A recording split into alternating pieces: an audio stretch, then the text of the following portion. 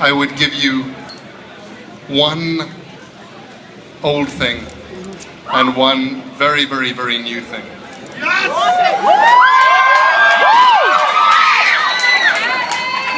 So this is the old thing. And this is a poem that I wrote a few years ago. And it's about being in love.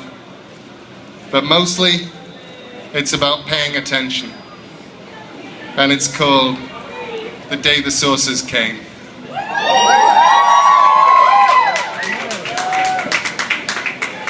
That day, the saucers landed, hundreds of them, golden, silent, coming down from the sky like great snowflakes. And the people of Earth stood and stared as they descended, waiting dry-mouthed to find what waited inside for us, and none of us knowing if we would be here tomorrow.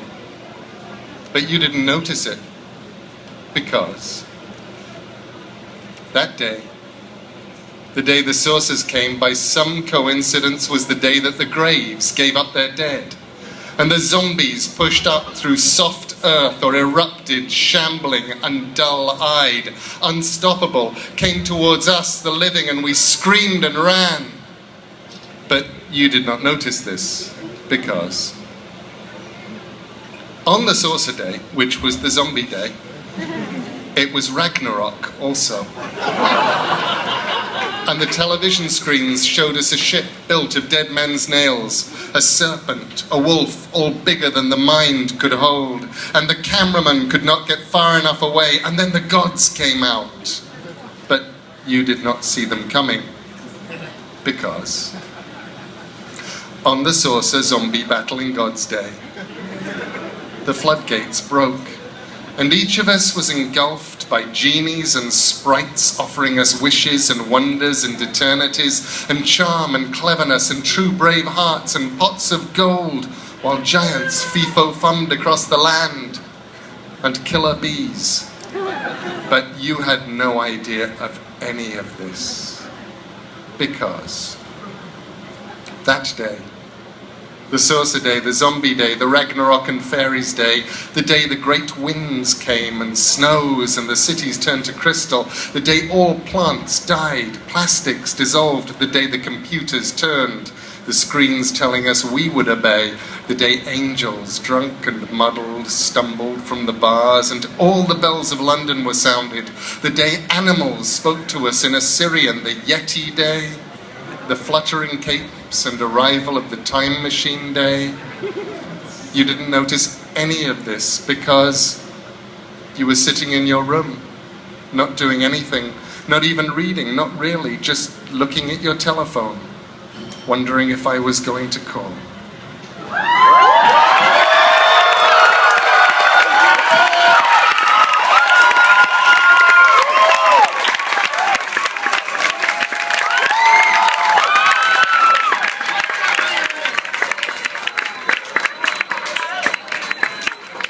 Thank you. So,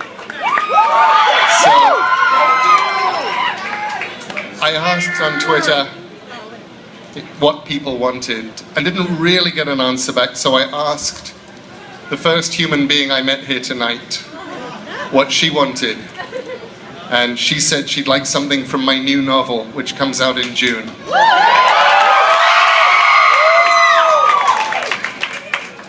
So I'm going to read you a little bit of that. And I thought I'd try an experiment. And here we go. So, one thing I really hate is that thing that writers sometimes do where they have a new novel and they decide to read you a chapter right in the middle of it. And they have to say the thing, now, this is a book about two people and they're very much in love, but something goes wrong, and anyway, you don't really need to know about that. But there's a point in the middle where everybody's in this old dark house and it all gets very exciting and I'm going to read you that. And they do, and you go, no, just start from the beginning. So I'm going to do exactly that thing to you right now. And all you really need to know, because I'm going to read you chapter 4, as an experiment. If it's boring, I'm really sorry. You can rest assured that you are the very first human beings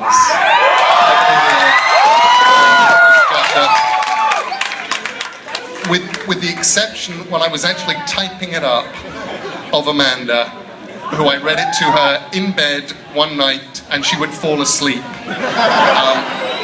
And then the next morning I would have to read it to her again. So we are right now